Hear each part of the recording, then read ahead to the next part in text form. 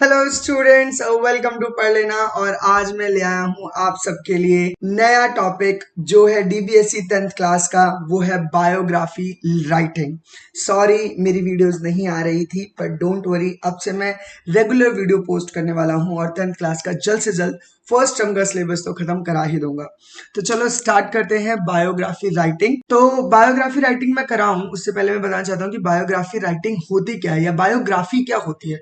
और इसके अंदर मैं बताने वाला हूं कि बायोग्राफी लिखने के लिए क्या फॉर्मेट होता है, क्या क्या पॉइंट्स का आपको ध्यान रखना चाहिए और कौन कौन से पॉइंट से आप अच्छी खासी एक बायोग्राफी राइटिंग लिख सकते हो। What is biography? बायोग्राफी क्या होता है? A biography is a written account of person's life. तो बायोग्राफी बेसिकली एक पर्सन के लाइफ के बारे में लिखना होता है कि उसकी पूरी लाइफ कैसी रही। उसको हम जब लिख देते हैं लिखित फॉर्म में, तो उसे हम क्या बोलते हैं? बायोग्राफी कहते हैं। ठीक है। टिपिकली हम इसमें क्या कवर करते हैं? तो हम उनकी अर्ली ईयर्स के बारे में कवर करते हैं, उनके एजुकेशन के बारे में कवर करते हैं, उनका जो करियर है वो हम कवर करते हैं, उनकी जो बड़ी बड़ी अचीवमेंट्स हैं वो कवर करते हैं, और उनकी कोई भी लेगेसी, मतलब कि उन्होंने क्या छाप छोड़ी है लोगों के ऊपर, वो हम कवर करते हैं। ठीक है, समझ आया? तो बायोग्राफी क्या होता है? एक रिटन अकाउंट होता है पर्सन का, और उसमें हम उनके education, career, achievement, personal life, सब कुछ हम डाल देते हैं, जिससे कि एक अच्छी खासी बायोग्राफी लिखी जाती है। अब देखते हैं कि कौन कौन सी चीजें हैं, कौन कौन से की फीचर्स हैं जिससे आप एक अच्छी खासी बायोग्राफी डेवलप कर सकते हो। तो ये की फीचर्स है, इनका ध्यान रखना जब भी आपको एक अच्छी खासी बायोग्राफी लिखनी हो। ठीक है। तो पहला है ऑब्जेक्टिव। What is objective? तो ऑब्जेक्टिव में बेसिकली क्या होता है कि हम जब भी बायोग्राफी लिखते हैं ना, तो हम उस पर्सन के बारे में हमेशा फैक्ट्स ही लिखेंगे, सच्चाई ही लिखेंगे। हम कोई झूठी धारणाएं या अपना कोई ओपिनियन या फिर पर्सपेक्टिव, बायस पर्सपेक्टिव नहीं दे सकते। चाहे हम उस पर्सन को पसंद करें ना करें, अगर हम उसके बारे में बायोग्राफी लिख रहे हैं तो उसके बारे में हमें झूठ नहीं लिखना है, हमें हमेशा फैक्ट ही लिखने हैं। और वो फैक्ट और डिटेल्स आपको कहां से पता चलेगी? तो ऑफ कोर्स वो है सेकंड पॉइंट, रिसर्च से। आपको एक एक्सटेंटिव रिसर्च करनी पड़ेगी। आप चाहो तो उस पर्सन से जाके इंटरव्यू ले सकते हो, उसकी फैमिली से इंटरव्यू ले सकते हो, उसके दोस्तों से इंटरव्यू ले सकते हो, उसके आसपास के लोगों से, नेबर से इंटरव्यू ले सकते हो, उसके बारे में जानकारी गैदर कर सकते हो। अगर वो इंसान मर चुका है तो आप उसकी जानकारी कहाँ से ले सकते हो? उसके हिस्टोरिकल रिकॉर्ड्स, उसके जो आर्काइव में पड़े हुए रिकॉर्ड्स हैं उनको आप देख सकते हो, उनको पढ़ सकते हो। उनको पढ़ने के बाद ही आप एक बायोग्राफी लिखना, सो दैट कि आपको उनके लाइफ के बारे में हर एक पहलू पता हो, हर एक पॉइंट पता हो। Are you getting my point? तो ये कुछ पॉइंट्स है जिनसे आप अच्छे से बायोग्राफी लिख सकते हो। गलत बायोग्राफी कभी नहीं जाएगी, इन पॉइंट्स को ध्यान रख के। ठीक है। नेक्स्ट है क्रोनोलॉजी। ऑफ कोर्स क्रोनोलॉजी बहुत ही मायने रखता है एक बायोग्राफी के अंदर। क्रोनोलॉजी का मतलब होता है कि जब आप किसी इंसान के बारे में लिख रहे हो ना, तो उस इंसान के बारे में शुरू से लेके एंड तक एक एक पॉइंट एक सिरे से होना चाहिए। मतलब एक कह सकते हैं पर्टिकुलर पैटर्न फॉलो करना चाहिए। ये नहीं कि आपने उनके डेथ के बारे में पहले बता दिया, फिर बॉर्न के बारे में बताया, है ना, उनकी अचीवमेंट पहले बता दी, फिर उनके जन्म बताया, तो वो गलत हो जाएगा। तो आपको पहले उनका जन्म बताना है, उनका अर्ली लाइफ बताना है, एजुकेशन बताना है, फिर उनका इंटरेस्ट किस करियर में था, फिर करियर कैसे उन्होंने ऑप्ट किया, क्या क्या पढ़ाई करी, क्या सर्टिफिकेट मिले, फिर उनके करियर में उन्होंने क्या क्या अचीवमेंट्स करी, गोल क्या थे उनके, है ना, अवार्ड्स क्या जीते, फिर लोगों के ऊपर उनका क्या इंप्रेशन रहा, लोगों को कैसे उन्होंने इंस्पायर किया। अगर वो कम्युनिटी में एक अच्छे नागरिक हैं तो उन्होंने कौन कौन सी चैरिटेबल चीजें करी हैं, किन लोगों की मदद करी है, ये सब एक लाइन वाइज होना चाहिए। इसी को बोलते हैं हम क्रोनोलॉजी। अगर आप क्रोनोलॉजी में नहीं लिखोगे तो लोगों को बायोग्राफी बिल्कुल समझ नहीं आएगी। तो क्रोनोलॉजी बहुत जरूरी है। ठीक है। फिर है यहाँ पर कॉम्प्रिहेंसिव। कॉम्प्रिहेंसिव का मतलब है कि हमें एक एक पॉइंट के बारे में डिटेल में बताना है बायोग्राफी के अंदर। जैसे कि उनकी पर्सनल लाइफ, उनका एजुकेशन, उनका करियर, उनका जन्म कब हुआ, उनकी मृत्यु कब हुई, उन्होंने कौन कौन से अचीवमेंट करी है, क्या क्या लेगेसीज रही है, क्या क्या इंस्पिरेशन दिए उन्होंने, क्या क्या लोगों के ऊपर छाप पड़ी है, ये सब कॉम्प्रिहेंसिव में आता है। ठीक है। ये आप स्क्रीनशॉट ले सकते हो। स्क्रीनशॉट लेने के बाद आप इसको आराम से रीड कर सकते हो। मैं हर एक चीज को एक्सप्लेन कर देता हूँ। ठीक है, आपको समझ आएगा। ठीक है। नरेटिव। नरेटिव बहुत ज्यादा जरूरी है। अगर आप किसी इंसान की बायोग्राफी लिख रहे हैं तो उसको आप स्टोरी स्टाइल में लिखेंगे, सो दैट कि रीड करने वाले को उसमें इंटरेस्ट आ जाए और वो उसको आराम से पढ़े और इंस्पायर भी हो। ठीक है। नहीं तो अगर आप नरेटिव स्टाइल में नहीं लिखेंगे, कुछ भी कहीं पे भी लिख दे रहे हैं, तो वो बायोग्राफी बोरिंग हो जाती है। आप लोगों ने 9th क्लास में वो पढ़ा था, ट्रूली ब्यूटीफुल माइंड? मैंने पढ़ाया है अपने चैनल पे। तो उसमें ट्रूली ब्यूटीफुल माइंड में क्या देखा आपने कि जो अल्बर्ट आइंस्टाइन है उनकी बायोग्राफी लिखी हुई है, शुरू से लेके आखिरी तक उन्हीं के बारे में लिखा हुआ है। शुरुआत में उनके जन्म कहाँ हुआ, कब हुआ, है ना, कौन उनके पेरेंट्स थे, उसका स्कूल कहाँ से स्टार्ट हुआ, उन्होंने क्या इंटरेस्ट दिखाया, है ना, शुरू में वो कैसे थे, फिर बाद में कैसे चेंज हुए, फिर उनकी यूनिवर्सिटी के बारे में दिखाया, फिर उनकी गर्लफ्रेंड के बारे में दिखाया, उनसे शादी के बारे में दिखाया, उनकी बहुत सारी प्रॉब्लम्स थी, उन्होंने क्या क्या इन्वेंट किए, क्या क्या अवार्ड मिला, ये सब एक लाइन से दिखाया गया। तो वो हो गया क्रोनोलॉजी। प्लस उसको एक स्टोरी स्टाइल में दिखाया गया, हर एक के बारे में इस तरीके से बताया गया जैसे कि कोई स्टोरी सुनाई जा रही है। तो स्टोरी हमेशा एंगेजिंग लगती है और कंपेलिंग वे में ही स्टोरी आपको सुनानी चाहिए। आई होप आपको समझ आया हो ये पॉइंट्स। इन पॉइंट्स का ध्यान रखते हुए अगर आप बायोग्राफी लिखते हैं तो बहुत सुंदर और बहुत ब्यूटीफुल आपकी बायोग्राफी लिखी जाएगी। ठीक है, नेक्स्ट चलते हैं। नेक्स्ट है कुछ एस्पेक्ट्स। जिस भी पर्सन के बारे में लिख रहे हैं उनकी लाइफ के कुछ एस्पेक्ट्स होते हैं जो बताना बहुत जरूरी होता है बायोग्राफी के अंदर। इससे क्या होता है, जो रीडर होता है वो इंस्पायर भी होता है और उसे वो इंसान के बारे में पढ़ने में इंटरेस्ट भी आता है। Are you getting my point? तो आपको इन पॉइंट का ध्यान रखना है, तभी आप बायोग्राफी अच्छी लिख पाएंगे। जैसे कि पहला जो पॉइंट है, पर्सनल बैकग्राउंड जरूर देना होता है। इस पर्सनल बैकग्राउंड में क्या होता है, उनका जन्म कब हुआ, उनका बर्थ प्लेस क्या था, उनकी फैमिली का बैकग्राउंड क्या था, और उनका कोई चाइल्डहुड का एक्सपीरियंस है वो भी आपको अच्छे से इसमें एक्सप्लेन करना है। समझ आया? अगला है एजुकेशन। एजुकेशन बहुत इंपॉर्टेंट रोल अदा करता है, क्योंकि जब कोई फेमस पर्सन एजुकेटेड होता है और उसके बारे में लोगों को पता चलता है तो लोग भी एजुकेशन की तरफ भागते हैं कि अगर ये इंसान एजुकेशन से इतना बड़ा बन गया तो हम भी बन सकते हैं। तो वही चीज, तो इसके अंदर क्या होता है, एजुकेशनल हिस्ट्री देनी होती है पूरी पूरी, कि उसका प्राइमरी स्कूल क्या था, उसने प्राइमरी स्कूल में क्या क्या पढ़ाई करी, क्या क्या अचीवमेंट्स करी, सेकेंडरी स्कूल क्या था, वहां पे क्या क्या पढ़ा, उसके कोई टीचर्स थे तो जिन्होंने उसको सपोर्ट किया वो बताना होता है, हायर एजुकेशन के बारे में बताना होता है। और कोई भी अगर उसने अलग से कोई ट्रेनिंग ली है, कोई सर्टिफिकेशन लिया है, तो वो भी आप बता सकते हो। इससे क्या होता है कि उसकी अचीवमेंट, जो करियर का अचीवमेंट है, वो एजुकेशन से ही प्राप्त होता है, तो वो पता चलता है कि अचीवमेंट इस एजुकेशन से प्राप्त होती है, और लोगों को इंस्पिरेशन भी मिलती है और इंटरेस्टिंग भी लगता है। अगला है करियर एंड अकम्पलिशमेंट्स। बहुत इजी है। इसमें क्या बताना होता है कि जो भी इंसान है जो फेमस हुआ है, जिसकी बायोग्राफी लिख रहे हो आप, तो उसकी जो करियर थी उसकी शुरुआत कब से हुई, और उस करियर में उसने क्या क्या अकम्पलिशमेंट्स ली, जैसे कि कोई अवार्ड मिला, फेम मिला, पैसा मिला, कोई माइलस्टोन लिया, है ना, ये सब बताना होता है। उसने कौन कौन से कॉन्ट्रीब्यूशन किस किस फील्ड में दिए, ये सब बताना होता है करियर एंड अकम्पलिशमेंट में। अगला है रिलेशनशिप। रिलेशनशिप में आप फ्रेंड्स, फैमिली, गर्लफ्रेंड, वाइफ, बच्चे, इन सब के बारे में जिक्र कर सकते हो। ठीक है, समझ गए? अगला है hobbies and interest. Of course देखो, एक इंसान है, इंसान चाहे किसी भी फील्ड में उसने सक्सेस कमाई हो, उसका इंटरेस्ट हमेशा रहता है किसी और चीजों में भी। तो आप करियर से रिलेटेड भी उनके इंटरेस्ट और उनके पैशन के बारे में बता सकते हो, और करियर के बाहर भी बता सकते हो। जैसे कि अल्बर्ट आइंस्टाइन साइंटिस्ट थे, पर उनका इंटरेस्ट था वायलिन बजाने में, वो बहुत ही एमेच्योर वायलिनिस्ट थे, वो बहुत अच्छा वायलिन बजा पाते थे। उन्होंने पूरी लाइफ वायलिन का जो इंटरेस्ट था उन्होंने कैरी किया, और वो पूरी लाइफ वायलिन बजाते रहे।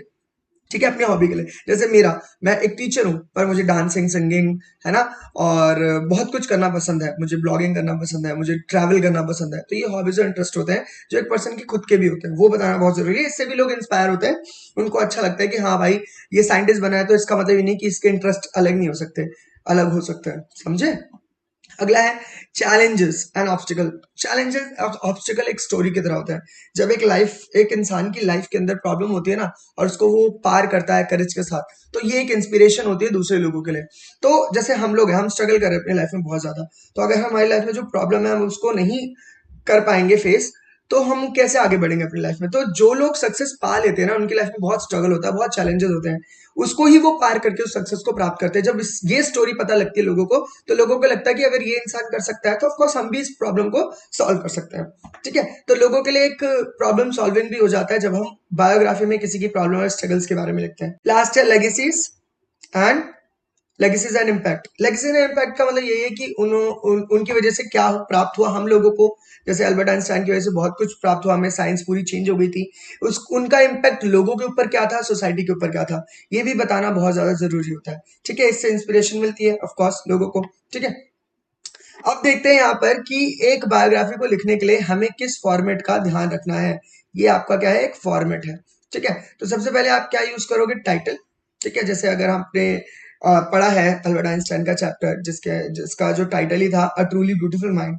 ये टाइटल इसलिए दिया गया था क्योंकि अल्बर्ट आइंस्टाइन का जो दिमाग था वो काफी शार्प था, इसलिए उन्होंने टाइटल दिया। आप भी इसी प्रकार किसी के लिए भी टाइटल दे सकते हो, नहीं तो आप उनका नाम भी लिख दोगे ना, biography of this, biography of that, तो वो भी चलेगा। पर अगर आप थोड़ा सा यूनिक सोच सकते हो, कैची सोच सकते हो, तो वो भी आप यूज कर लो, जिससे कि रीडर के माइंड में पहले ही छवि बन जाए कि हाँ ये इंटरेस्टिंग बायोग्राफी होने वाली है। Got it.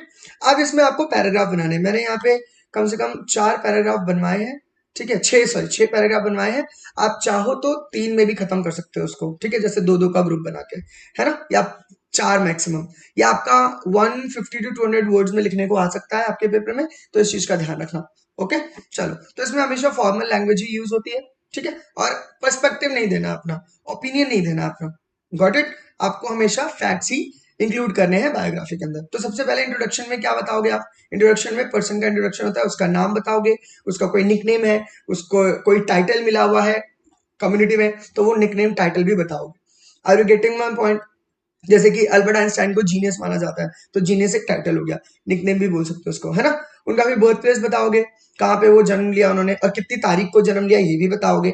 Are you getting my point? अगर वो मर चुके हैं तो डेथ भी बता देना और डेथ प्लेस भी बता देना। इस चीज को आप एंड में भी खत्म कर सकते हो, इस चीज को इसमें भी लिख सकते हो। बेसिक बैकग्राउंड वगैरह दे दो, briefly introduce the person, person के बारे में इंट्रोड्यूस करो कि वो कौन थे, वो क्यों सक्सेसफुल हुए और क्यों उनके बारे में यहाँ पर लिखा जा रहा है, क्यों वो नोटेबल पर्सन है, क्यों उनकी बायोग्राफी लिखी जा रही है। Are you getting my point? ठीक है, क्योंकि वो एक बड़े ही फेमस साइंटिस्ट थे अल्बर्ट आइंस्टाइन, इसलिए उनकी बायोग्राफी लिखी गई थी। गांधी जी की बायोग्राफी इसलिए लिखी क्योंकि उन्होंने वो एक फ्रीडम फाइटर थे, उन्होंने देश को आजाद कराने के लिए लड़ा था, समझ रहे हो। तो इसलिए जिस भी पर्सन के बारे में लिखोगे तो उसका एक ब्रीफली इंट्रोडक्शन देना है कि क्यों उसके बारे में बायोग्राफी लिखी जा रही है। फिर उनके अर्ली लाइफ के बारे में लिखना है।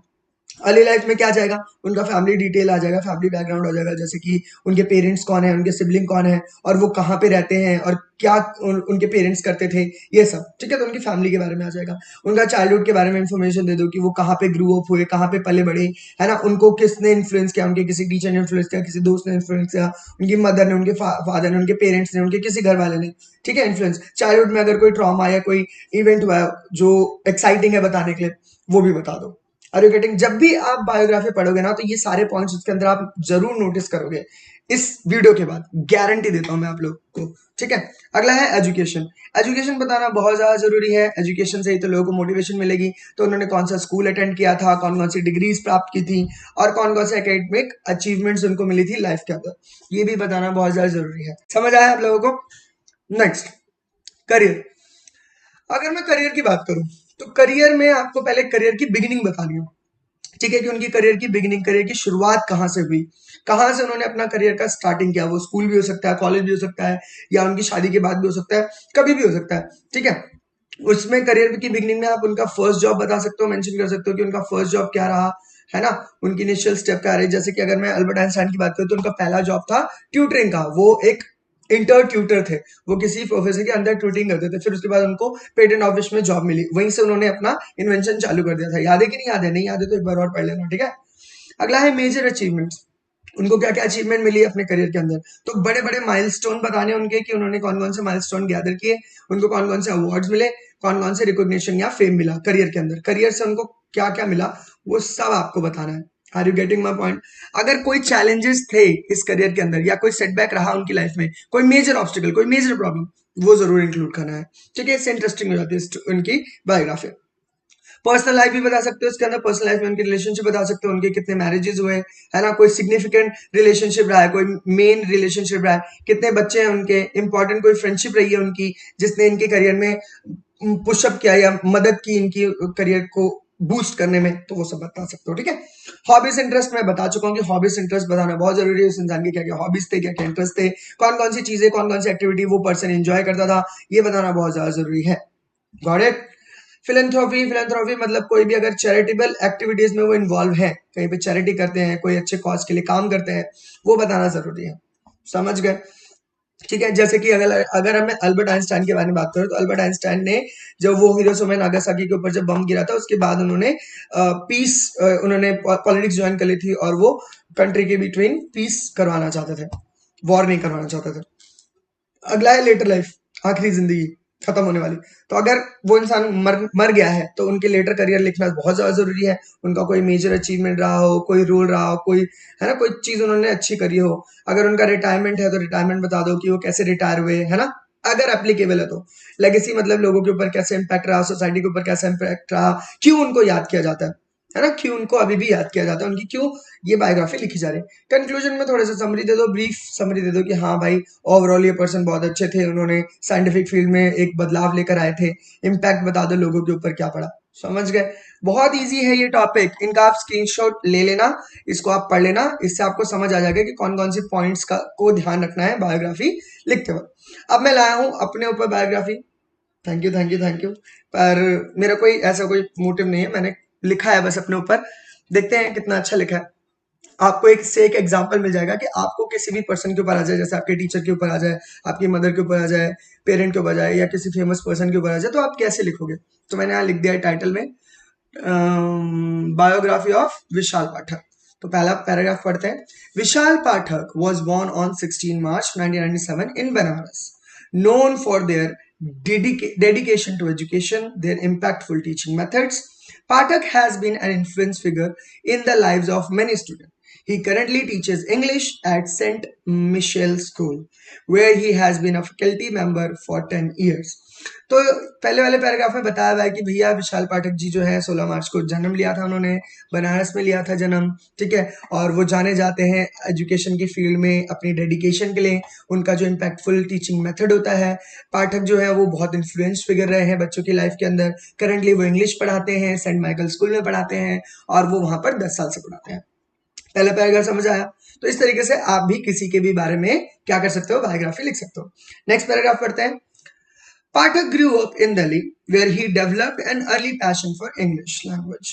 After completing his primary and secondary education at Sarvodaya School, he went on to attend Delhi University, earning a degree in English honors. During his time at university, he excelled in literature and poetry, which laid the foundation for successful teaching career. तो second paragraph में बताया गया कि वो दिल्ली में बड़े हुए हैं, वहां पे उन्होंने बचपन से ही इंग्लिश लैंग्वेज में एक इंटरेस्ट डेवलप कर लिया था, उनको अच्छा लगता था इंग्लिश लैंग्वेज।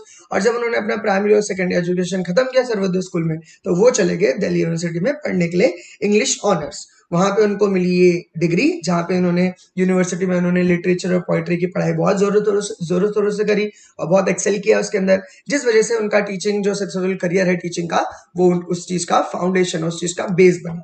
ठीक है, पढ़ाई लिखाई तो बेस बनती है ना हर एक चीज की। नेक्स्ट पैराग्राफ क्या बोल रहा है? Pathak began his teaching career at Apex Education, where he quickly became known for his teaching style, method, and approach. In 2014, he joined the faculty at St. Michel School, where he has since been inspiring students in the field of English. Over the years, Pathak has received numerous awards for his contribution to education. तो पाठक ने अपना जो teaching career था वो apex education से start किया था, एक इंस्टीट्यूट से स्टार्ट किया था, जहां पे वो अपनी टीचिंग स्टाइल के लिए, अपने मेथड्स के लिए, अप्रोच के लिए जाने लगे। 2014 में उन्होंने ज्वाइन किया स्कूल जो है सेंट मिशेल स्कूल, जहां पे आज भी वो पढ़ा रहे हैं और बच्चों को इंस्पायर कर रहे हैं इंग्लिश की फील्ड में। और ओवर द इयर्स उनको बहुत सारे अवार्ड्स और उनकी कॉन्ट्रीब्यूशन के लिए मिले हैं। ठीक है, समझ आया? इसी के आगे भी है, आउटसाइड द क्लासरूम।